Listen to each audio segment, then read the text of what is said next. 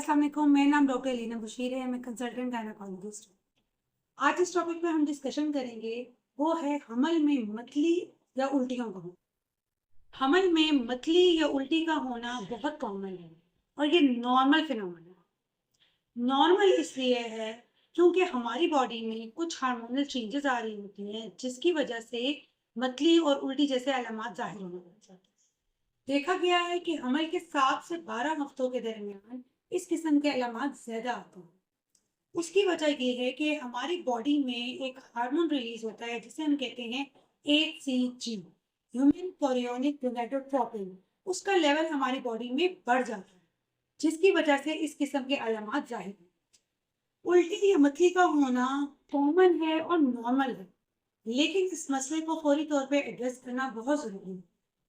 उसकी वजह ये है कि पेशेंट को वीकनेस हो जाती है, पेशेंट अपने डेली रूटीन के काम नहीं कर सकता, इसलिए वो डॉक्टर को रिपोर्ट करे। हमल में मतली या उल्टी की होने की नौयत मुख्तलिफ किस्म की हो सकती है।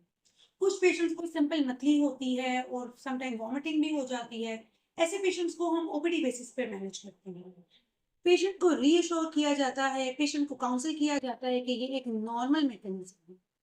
उसको फ्लूइड इनटेक का बताया जाता है, डाइट इंप्रूव करने का बताया जाता है और पेशेंट को बताया जाता है कि जिन चीज़ों से उसको मतली या उल्टी हो रही है उसको अवॉइड करें।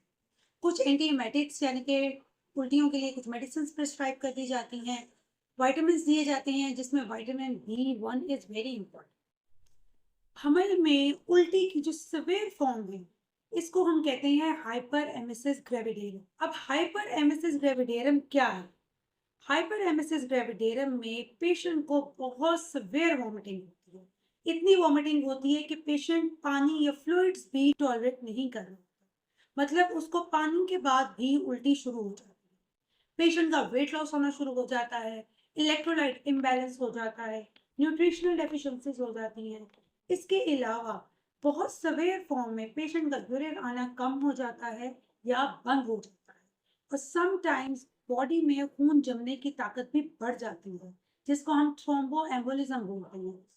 हाइपरेमेसिस ग्रेविडेरियम की बहुत सी वजूहत हैं। इसमें अगर पेशेंट यंग है, मोस्टली फर्स्ट प्रेगनेंसी में, मल्टीपल गेस्टेशन है मतलब ट्विंस हैं, ट्रिपलेट्स हैं, क्वाड्रपल्स हैं, मोलर प्रेगनेंसी में देखा गया है, या फिर थायराइड के प्रॉब्लम्स हैं उसमें हाइपरेमेसिस ग्रेविडेरियम कॉमन होता है।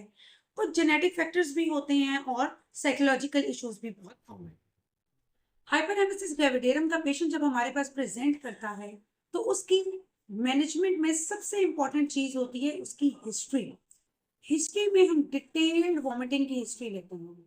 उसकी नंबर ऑफ एपिसोड्स क्या हैं, उसकी ड्यूरेशन क्या है, किन चीज़ों से उसको वॉमिटिंग हो रही है।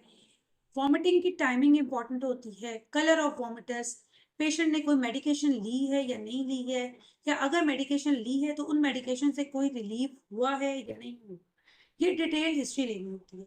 डिटेल हिस्ट्री में हम ये भी पेशेंट से पूछते हैं कि प्रीवियस कोई गैस्ट्रिक अपसेट की हिस्ट्री है या नहीं है।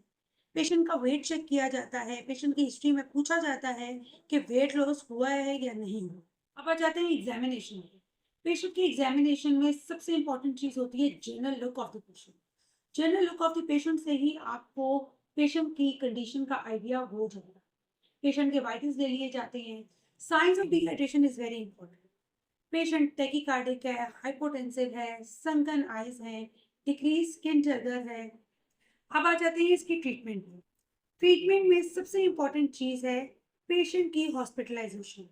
हाइपरएमेसिस ग्रेविडेरियम का पेशेंट हमेशा एडमिट करके मैनेज करना होता है।